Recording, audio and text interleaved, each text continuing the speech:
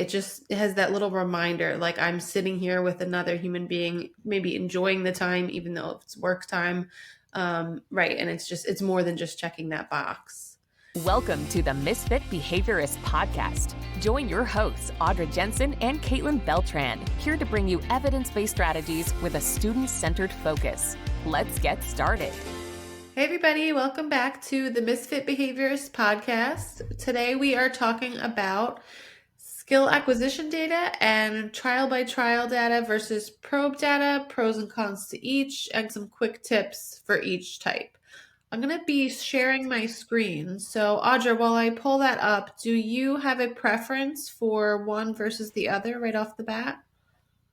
Not off the bat. They serve different purposes. I do like kind of using a kind of a modified probe and trial by trial. So like in all of my mastery criteria, like by sets, not the overall goal, but like my objectives and stuff, I'll always say either 100% on the first trial or 3 of 80. So, if a student has passed a certain objective or a set and they get the first one correct, to me that tells they already have the skill set. And so that's a great time for them to consider moving on. So we're not so stagnant for a student who is mastering something, already has that kind of learning in their system, so we can move on. And then the trial by trial, that's really good for seeing the overall view or really honing in on where, like, what targets are not being mastered. If they have a set of 10 things they're trying to master, and if you're able to look at the trial by trial data and you can see that it's this one piece right here that they're not able to master, well, let's move on the rest of them so they don't keep getting bored out of their mind and just focus on that one piece. So they serve different purposes.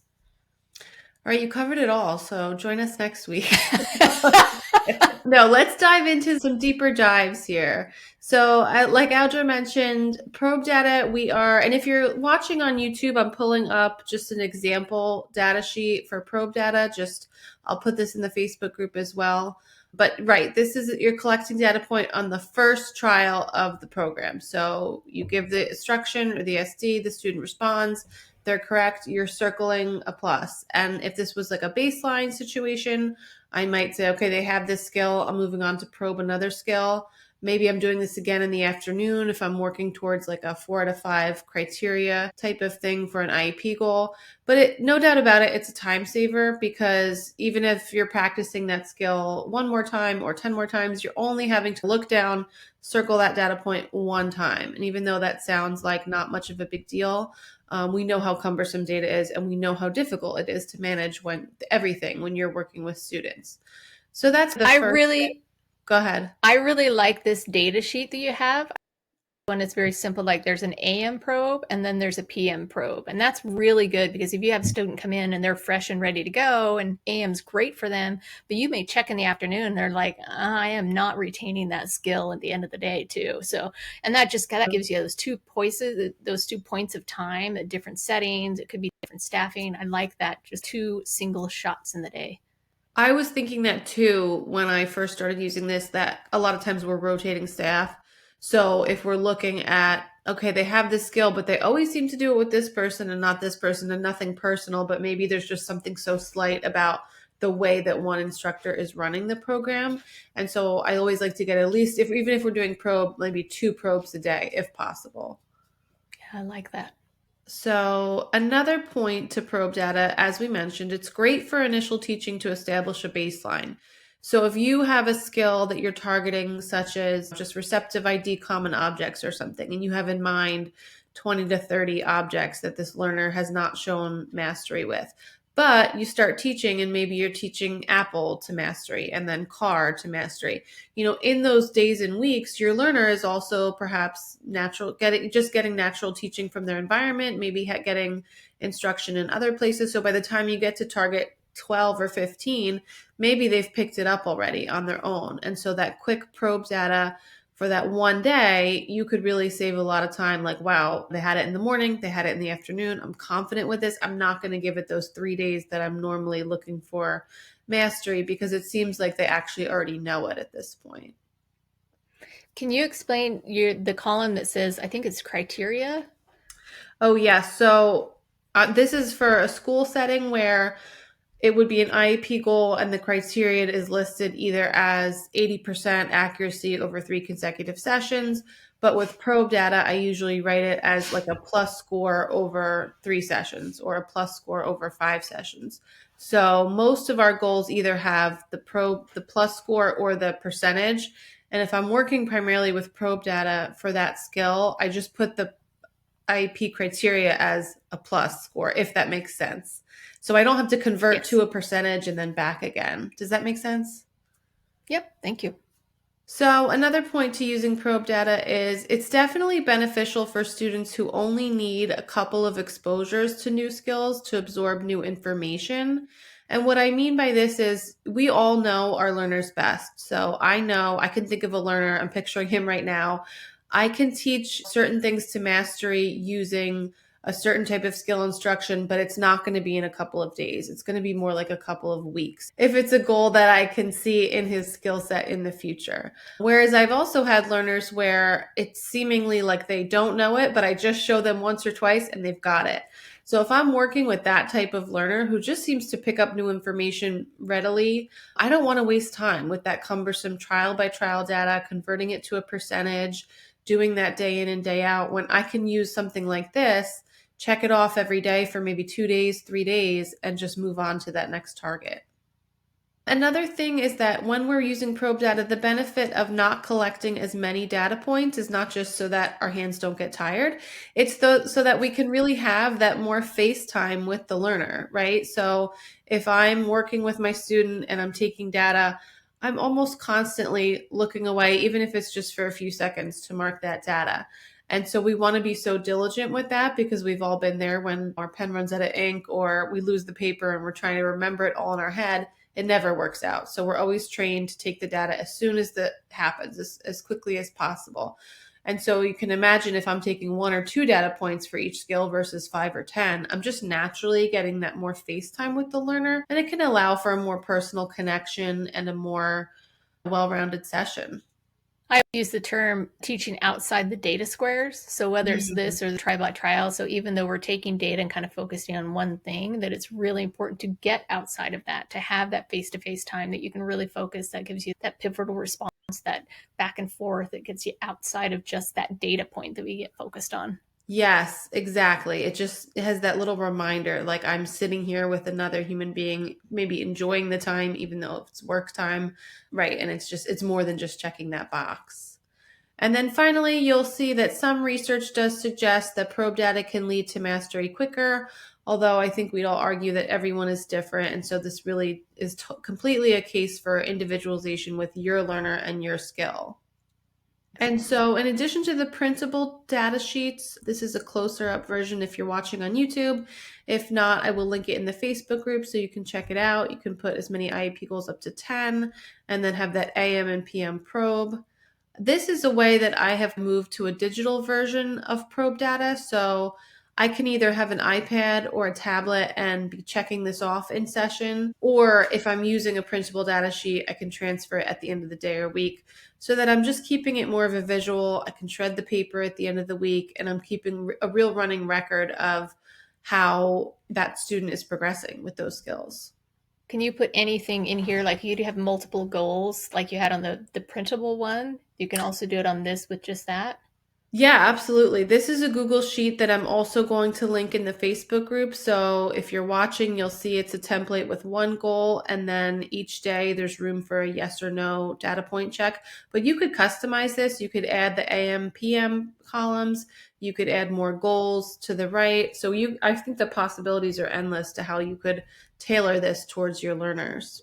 That's awesome.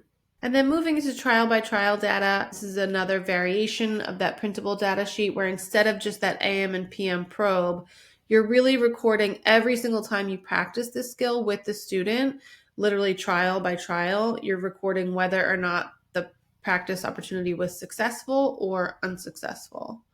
And so this is a more continuous data collection method. It records data on every response or teaching opportunity.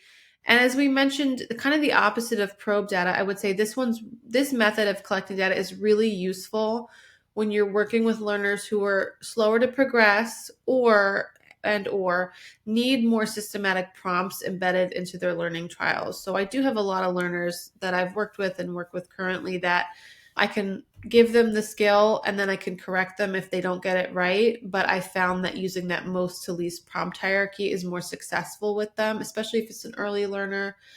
So instead of just saying, okay, find apple and then correcting them if they're wrong, I'm embedding those prompts. So I'm maybe on the first day, I'm saying find apple with a gesture and then taking that trial by trial data, waiting for them to reach their goal of maybe 80% independent, 80% accuracy. And then I'm fading to independent. So only after they can do that successfully with the gesture for 3 days, then I'm going to move to independent and say find apple, but I'm still going to record 5 to 10 opportunities. So I'm getting like a really fine-tuned measurement of what their performance looks like. The other reason I really like trial by trial data is you can put multiple exemplars, multiple stimuli all into one like set or one objective. So you have a learner, maybe just the opposite of what you've described, a learner who picks up things very quickly. You don't need to do just apple in his trials. You could have, 5 or 10, and then you're taking trial by trial because you're going to have them all randomized. It just makes it so much easier to track that data as a group instead of a single one. That's so true. We do this a lot with, like in our preschool, if we're doing imitation skills or imitates play. So a lot of the staff will even write, if it's minus, they'll write, oh, this one was for imitating pouring tea, whereas like the plus was for rolling car or something. So you can see it at a glance where they were making those errors. And like I mentioned, I would say trial by trial really gives you that more precise analysis, because if you're looking at that probe data sheet and you're saying, okay, they got apple in the morning and they didn't get it in the afternoon, that's the only information you have, right? But if you're looking at this data sheet and you're saying, okay, I was testing them on finding apple and they got it at first, then they had an error, then they got it twice, then they had another error. So overall, they were 60% successful, which is pretty good, more than half, more than chance, but it seems like they started off strong and then made an error, but the data was pretty variable. So you're really looking at not just that end score, that 60%, but how they did within that actual teaching session. Yeah, that would be really useful if you see like a plus, plus, plus, minus, minus. You can see that they've got some momentum. Then they're like, I'm bored with that, or whatever it is. You can analyze your student that way. 100%. And I can think of a learner right now whose performance always looks like that. And it's exactly what we're doing. We're responding to that and saying, okay, we're seeing he just gets bored very easily and he's over it by the third or fourth trial. So not to say he shouldn't have to say that, that he knows it, but we could also be mixing it up a little bit and making it more engaging. Well, you can imagine he's going, I just showed you what it was 3 times. And fine, you don't think it's that, it's this now.